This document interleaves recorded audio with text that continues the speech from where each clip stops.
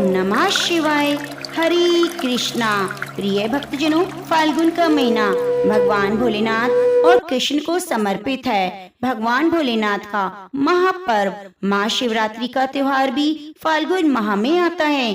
तो आइए आज इस पावन अवसर पर आपको सुनाते हैं शिव चर्चा की ऐसी कथा जिसे सुनने मात्र से आपके रोंगटे खड़े हो जाएंगे। फाल्गुन मास में हमें नित्य प्रति भगवान शिव की कथाओं को जरूर जरूर सुनना चाहिए। यह कथा एक ऐसी है जो आपके मन को झकझोर देगी और आत्मा को शांति प्रदान करेगी। यह कथा है भगवान शिव के उस पवित्र पर्व की, भगवान भोलेनाथ की अपार कृपा की कहानी, जब भक्ति की छोटी सी लौ भी महादेव के दरबार में स्वीकार होती है। आप सोच रहे होंगे कि ये कथा कैसी होगी जो आपकी रोंगटे खड़ी कर देगी। तो सुनिए, मैं आपको लेकर चलती हूँ उस समय में जब देवताओं और मनुष्यों के बीच की दूरी इतनी ज्यादा नहीं थी, जब भोलेनाथ की कृपा बरसती थी उन पर भी जो उन्हें जानते तक नहीं थे। यह कथा है विश्वास की, पश्चाताप की और सबसे बढ़कर भोलेनाथ की असीम करुणा की। तो प्रिय भक्तजनों, अपने मन को शांत कर लीजिए और खो जाइए उन कैलाश की वादियों में जहाँ भगवान शिव और माँ पार्वती और समस्त नंदी भृंगी देवगण कथा को सुन रहे हैं। आप भी उसके सहभागी बनिए और वीडियो को लाइक करके कमेंट बॉक्स में कथा को सुनने से पहले हर हर महादेव शिव गुरु की जय जरूर लिखिए। बहुत पुरानी बात है, जब इस धरती पर अंधकार का साम्राज्य था, ना कोई सूरज था, न चांद, न दिन, न रात, बस एक गहरा सन्नाटा जो हर प्राणी के दिल में डर भर देता है। उस समय स्वर्ग में देवताओं और धरती पर मनुष्य का जीवन बेहद कठिन हो गया था, क्योंकि तारकासुर नाम का एक क्रूर राक्षस तीनों लोकों पर अपना आतंक फैला रहा था। तारकासुर ने भगवान ब्रह्मा की घोर तपस्या करके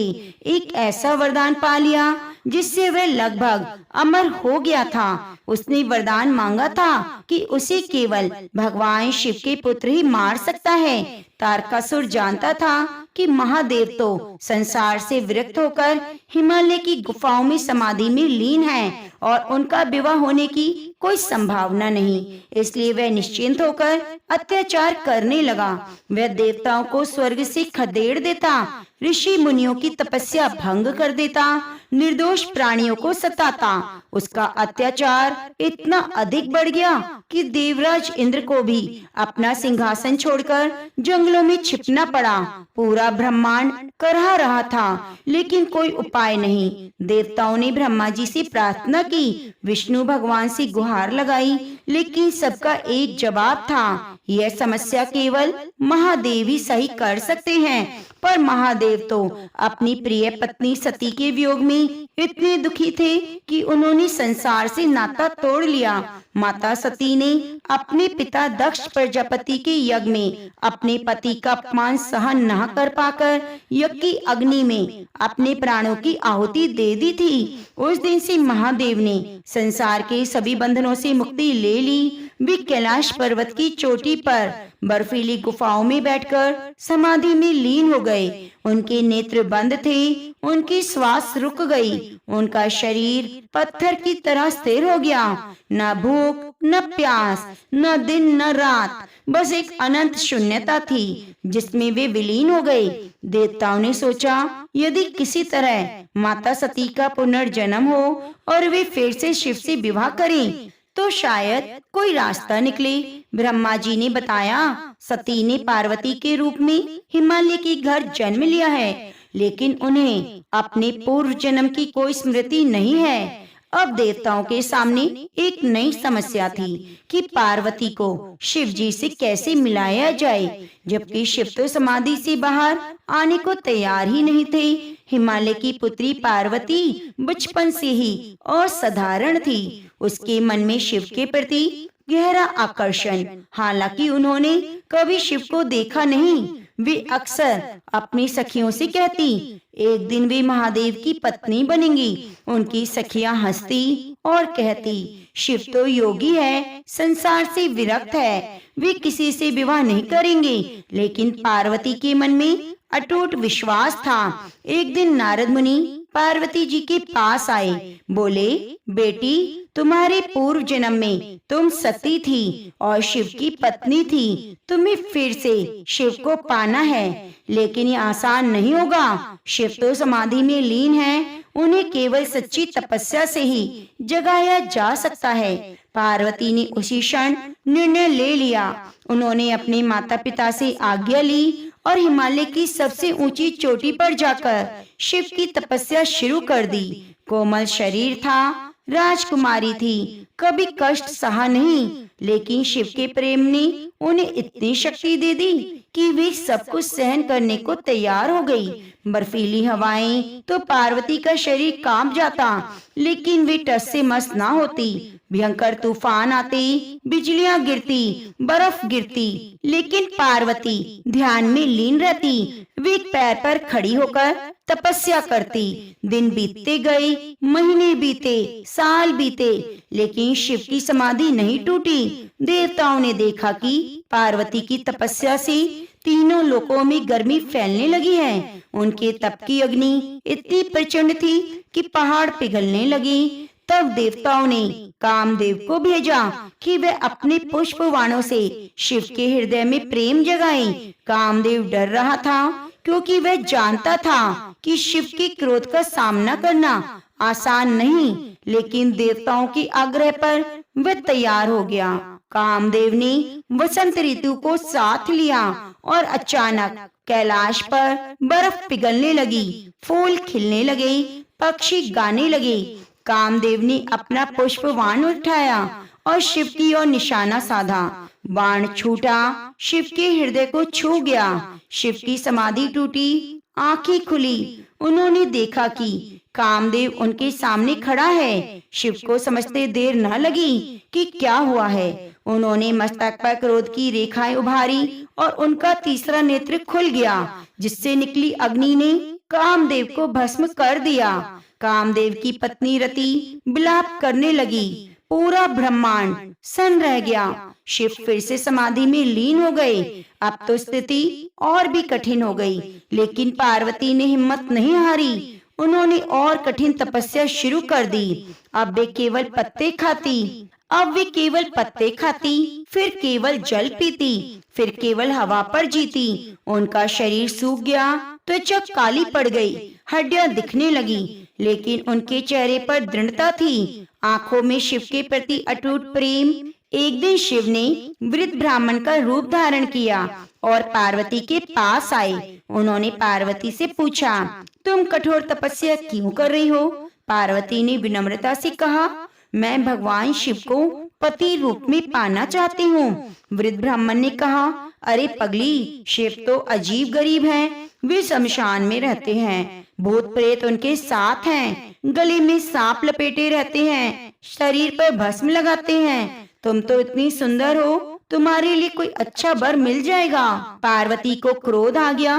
बोली, आप शिव की निंदा कैसे कर सकते हैं? शिव तो सर्वशक्तिमान हैं, वे ब्रह्मांड के पालनहार हैं, उनसे बड़ा कोई नहीं। मैं उन्हीं को पति के रूप में चाहती हूँ, चाहे मुझे कितनी भी तपस्या करनी पड़े। यह सुनकर शिव प्रसन्न हो गए।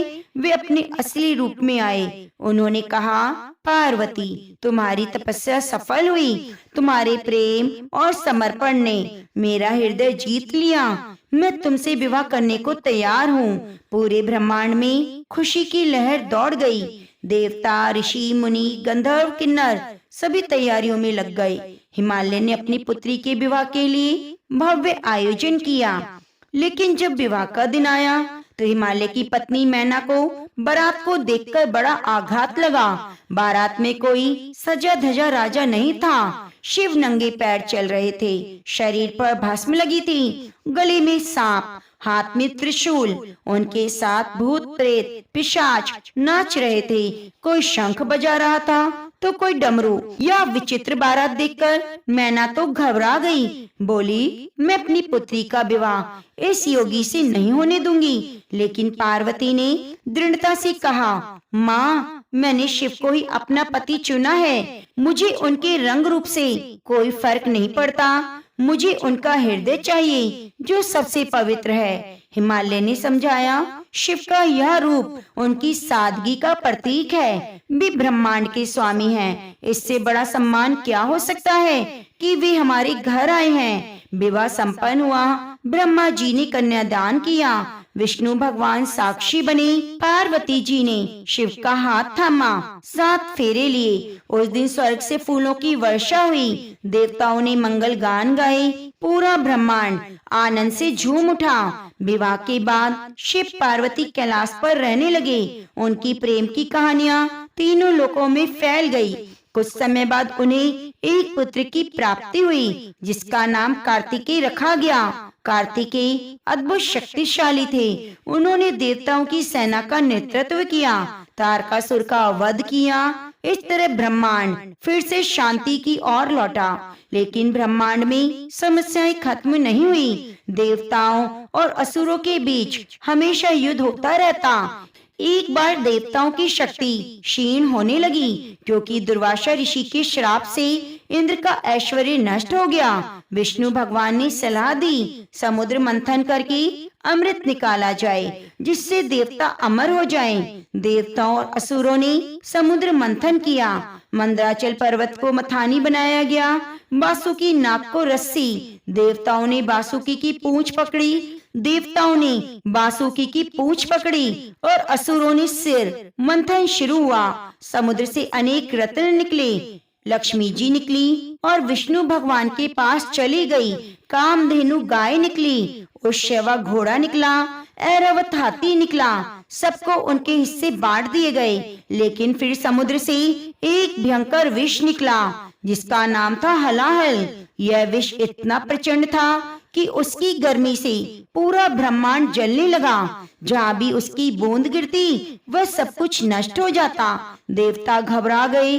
असुर भाग खड़े हुए। सभी विष्णु भगवान के पास गए। लेकिन विष्णु जी ने कहा, यह विष इतना शक्तिशाली है, इसे केवल शिव ही सह सकते हैं। सभी देवता शिव जी के पास पहुँचे, प्रार्थना करने लगे, महादेव, केवल आप ही इस विष को नष्ट कर सकते हैं। यदि आपने हमारी रक्षा नहीं की हो तो पूरा ब्रह्मांड नष्ट हो जाएगा। शिव ने देखा कि हर तरफ त्राहिमाम मची है। उनका हृदय पिघल गया।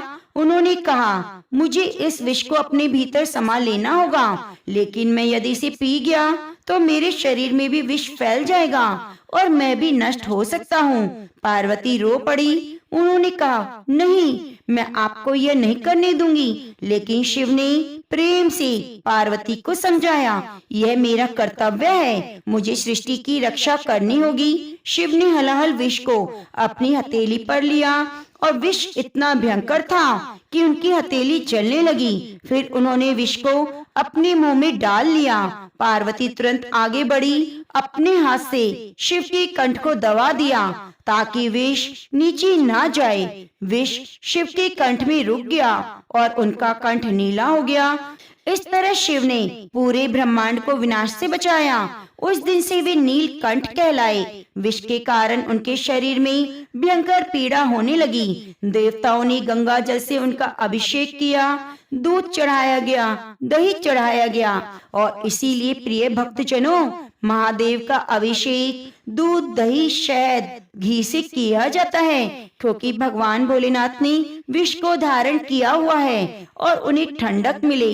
इसलिए सभी भक्त अपने प्रिय भोलेनाथ को गंगा जल, दूध, दही, घी, शहद अर्पित करते हैं। पार्वती ने रात भर उनकी सेवा की। विष का असर कम हुआ, लेकिन शिव का कंठ हमेशा के लिए नीला हो गया। इस घटना के बाद देवताओं ने सोचा कि शिव ने हमारे लिए कितना बड़ा त्याग किया है, हमें उनकी आराधना करनी चाहिए। लेकिन एक सवाल था, किस दिन और कैसे?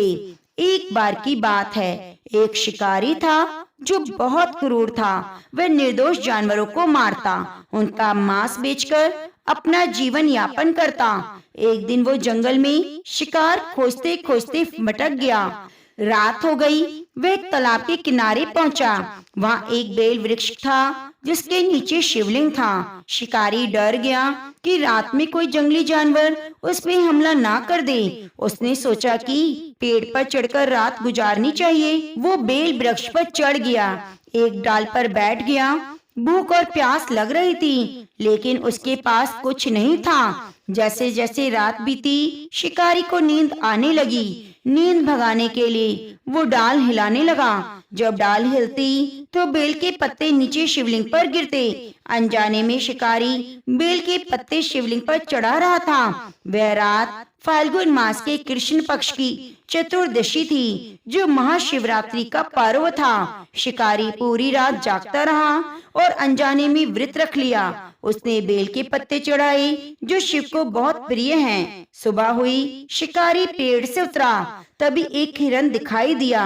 वो अपना धनुष उठाने लगा, लेकिन हिरन बोला, कृपया मुझे मत मारो, मैं अपने बच्चों को दूध पिलाकर वापस आती हूँ, तुम मुझे मार लेना। शिकारी का हृदय पिघल गया, उसने जाने दिया। फिर एक और हिरन आया, उसने भी यही कहा। शिकारी ने उसे भी जाने दिया। इस तरह 4 हिरन आए और शिकारी ने सबको जाने दिया।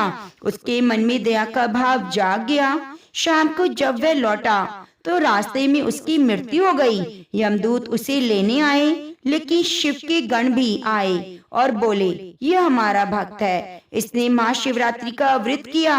बेल के पत्ते भगवान भोलेनाथ पर चढ़ाए, पूरी रात जागरण किया, यह स्वर्ग का अधिकारी है। यमदूत बोले, लेकिन इसने तो जीवन भर पाप किए। शिव के गणों ने कहा, भले ही अनजाने में सही, लेकिन इसने शिव की पूजा तो की, इसके सभी पाप धुल गए। दोनों में विवाद हुआ।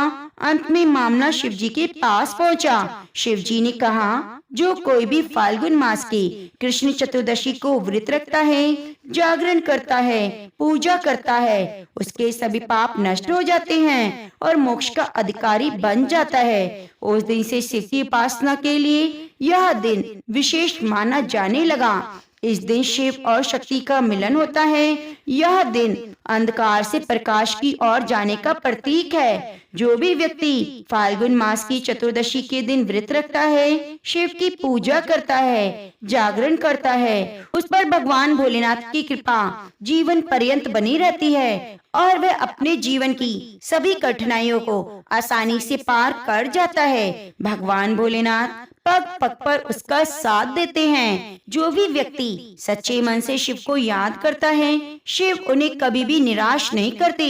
ऐसी एक कथा आती है, भगवान शिव की अनन्य भक्त चिड़िया की कथा। आप इस कथा को अंत तक जरूर सुनिए, क्योंकि ये आपको भाव विभोर होने पर मजबूर कर देगी और भगवान भोलेनाथ के प्रति आपकी श्रद्धा और भी अटूट हो जाएगी।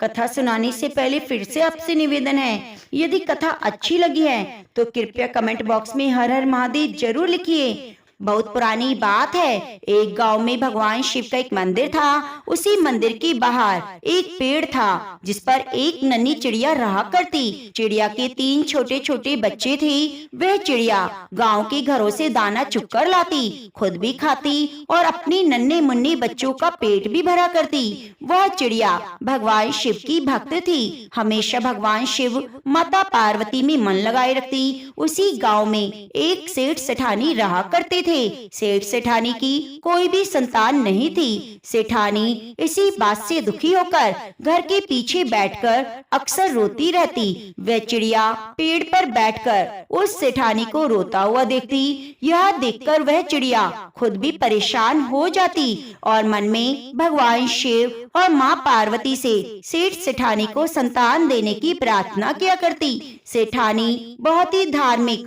और दयालु थी, लेकिन सेठ बहुत कंजूस था। उसे पूजा पाठ पसंद नहीं थी। उसका मन किसी भी धार्मिक कार्य में ना लगता। वह दान आदि से भी मना किया करता। सेठ को भगवान पर कोई विश्वास नहीं था। वे कभी भी पूजा पाठ नहीं करता और न ही कोई व्रत की कथा को पढ़ता सुनता। सेठ के इन्हीं कर्मों के कारण उन्हें संतानहीन होने का दुख झेलना पड़ा।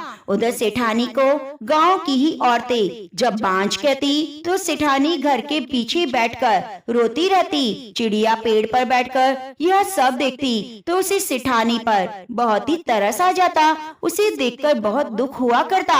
एक दिन मन में कुछ सोचकर उस चिड़िया ने अपने बच्चों से कहा, बच्चों तुम अपना ख्याल रखना, मैं बहुत दूर जा रही हूँ और जल्दी ही वापस लौट कर आऊंगी। ऐसा कहकर वह चिड़िया कैलाश पर्वत की ओर उड़ जाती है।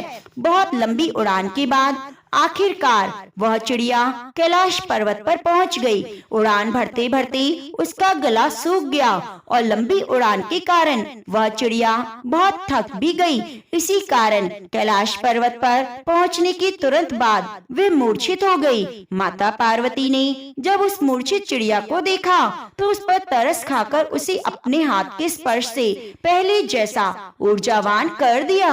माता पार्वती ने उस चिड़िया से पूछा, तुम इतनी मेहनत करके इतनी लंबी उड़ान भरकर यहाँ किस कारण से आई हो? तब चिड़िया ने कहा, माता मेरी गांव के एक सेठ सेठानी है, लेकिन उनके कोई संतान नहीं। कृपया करके उन्हें संतान सुख दीजिए, उन्हें पुत्र दीजिए, क्योंकि संतान के लिए सेठानी बहुत दुखी है, बहुत रोती है। हे माता, मुझसे सेठानी का दुख देखा नहीं जाता। चिड़िया की यह बात महादेव सुन रहे थे। तब महादेव ने चिड़िया से कहा, वह सेठ न तो कभी पूजा पाठ करता, न कभी भागवत कथा सुनता, न कोई पुण्य धर्म करता। उसने कोई अच्छा कार्य नहीं किया जिससे उसके भाग्य में पुत्र योग बन सके, इसलिए उनका कोई पुत्र नहीं। यह बातें जानकर नन्ही चिड़िया बार बार भगवान शिव, माँ पार्वती से विनती करने लगी, हे प्रभु आप सेठ सेठानी को संतान सुख दीजिए। तब माता पार्वती ने भगवान शिव को इस बात के लिए मना लिया। तब भगवान शिव बोले, पुत्र तो हम उसे दे देंगे, लेकिन सेठ अगर अभी भी पुण्य कर्म नहीं करेगा तो उसका पुत्र जल्दी ही मृत्यु को प्राप्त हो जाएगा। यह बात सुनकर चिड़िया ने कहा, प्रभु बस आप एक बार पुत्र दे दीजिए। पुत्र प्राप्त होते ही वह सेठ भी पूजा पाठ करने लगेंगे। ऐसा कहकर चिड़िया खुश हो जाती है और भगवान शिव और माता पार्वती को धन्यवाद देकर वहाँ से चली गई। आखिरकार भगवान शिव, माता पार्वती ने उस चिड़िया की विनती सुन ली और कुछ ही दिनों बाद सेठानी गर्भवती हुई और 9वें महीने में एक सुंदर पुत्र पैदा हुआ, जिसे देखकर सेठ और सेठानी बहुत खुश हुए। पुत्र होने के बाद सेठानी को तो भगवान में विश्वास और अधिक हो गया और वह पहले से भी ज्यादा पूजा पाठ करने लगी, दान पुण्य करने लगी। लेकिन सेठ का वही हाल रहा, उसने अभी भी कोई पुण्य कर्म नहीं किया। उसका भगवान पर अब भी विश्वास नहीं हुआ। न वह कभी पूजा पाठ करता और न ही कथा को सुनता। पेड़ पर बैठकर वह चिड़िया अक्सर सेठ के पुत्र को देखा करती। धीरे धीरे समय व्यतीत हुआ। अब चिड़िया को सेठ के पुत्र की चिंता होने लगी। चिड़िया को भगवान शिव की कही हुई बात याद थी। उसे सेठ के पुत्र की चिंता होने लगी। सोचने लगी, सेठ का पुत्र तो हो गया, इसके बाद भी ये सेठ नहीं बदला, अभी भी कोई दान पुण्य नहीं करता, कहीं उसके पुत्र की मृत्यु ना हो जाए। इस प्रकार एक दिन चिंतित होकर वह चिड़िया फिर से लंबी उड़ान भरकर कैलाश पर्वत पर जा पहुंची और वहां जाकर भगवान शिव, माता पार्वती से आग्रह करने लगी कि सेठ को पुण्य कर्म करने के लिए प्रोत्साहित करे। माता पार्वती ने जब देखा यह चिड़िया दूसरों के लिए इतनी दयालु है, दूसरों के प्रति इतनी चिंता करती है, तो वह मन में बहुत प्रसन्न हुई और अब भगवान शिव, माता पार्वती एक ब्राह्मणी का रूप धारण कर और सेठ सेठानी के घर गए। वहां जाकर उन्होंने कहा, हमें भिक्षा दो, हम भूखे हैं, हमें भोजन कराओ। सेठ ने तो सुनते ही मना कर दिया, लेकिन सेठानी ने बहुत आदर सत्कार किया और उन्हें अपने घर के अंदर बिठाया, स्वागत कर तरह तरह के स्वादिष्ट भोजन बनाए, भोजन कराया। ब्राह्मणी के रूप में भगवान शिव, माँ पार्वती सेठ के घर पधारे थे और घर में प्रवेश करते ही सेठ की बुद्धि ठीक हो गई। अब वह हाथ जोड़कर अपनी गलतियों के लिए क्षमा मांगने लगा। ब्राह्मण देवता के चरणों में गिर पड़ा। तब ब्राह्मण रूपधारी महादेव ने सेठ से कहा, तुम्हारे भाग्य में संतान सुख नहीं था, क्योंकि तुमने अपने जीवन में कोई अच्छा कार्य नहीं किया, तुमने कभी भगवान पर विश्वास नहीं किया, कोई पुण्य कर्म नहीं किए, कभी ब्राह्मणों को दान नहीं दिया, कभी पूजा पाठ नहीं की, लेकिन एक चिड़िया ने मेरे पास आकर तुम्हें संतान देने की प्रार्थना की, जिसकी भक्ति से प्रसन्न होकर ही मैंने तुम्हें पुत्र का वरदान दिया, और आज उसी चिड़िया के कारण तुम्हें पुत्र सुख मिला है। लेकिन अब भी तुमने अगर पूजा पाठ पुण्य कर्म नहीं किए तो तुम्हारे पुत्र की मृत्यु हो जाएगी। यह बात सुनकर सेठानी तो चिंता की मारी रोने लगी। सेठ सेठानी ने उस चिड़िया को धन्यवाद दिया। सेठ ने कहा, हमारे पुत्र के लिए एक चिड़िया भोलेनाथ से लड़कर हमारे भाग्य में सुख लिखवा सकती है, तो क्या हम अपने पुत्र की रक्षा के लिए पुण्य कर्म नहीं कर सकते? तब सेठ जी ने ब्राह्मण देवता से पूछा, हे ब्राह्मण देवता, महादेव जी के प्रिय व्रत कौन कौन से हैं जिन्हें कर महादेव को मैं प्रसन्न कर सकूं? तब ब्राह्मणी रूप माता पार्वती बोली, महादेव जी का सबसे प्रिय व्रत है महाशिवरात्रि। जो भी मनुष्य फाल्गुन मास की महाशिवरात्रि का व्रत करता है, उस दिन पूरे विधि विधान से भगवान शिव की पूजा करता है, उस पर महादेव की कृपा बरसती है। सेठ सेठानी ने कहा, अब तो हम भी महाशिवरात्रि के दिन महाशिवरात्रि का व्रत करेंगे और पूरे विधि विधान सच्चे मन से भगवान शिव का पूजन करेंगे। सेठ और सेठानी को महाशिवरात्रि व्रत का विधान बताकर महादेव देवी पार्वती वहां से चले गए। इसके बाद सेठ सेठानी धर्म कर्म पूजा पाठ और व्रत करने लगे, जिसके पुण्य प्रताप से पुत्र और धन बढ़ने लगे। चिड़िया भी सेठानी को देखकर बहुत खुश रहने लगी और सेठानी के आंगन से दाना चुगने लगी। अपने घोंसले में बैठकर ओम नमः शिवाय का मंत्र जाप करने लगी। तो प्रेम से बोलिए, शिव शंकर भोलेनाथ की जय।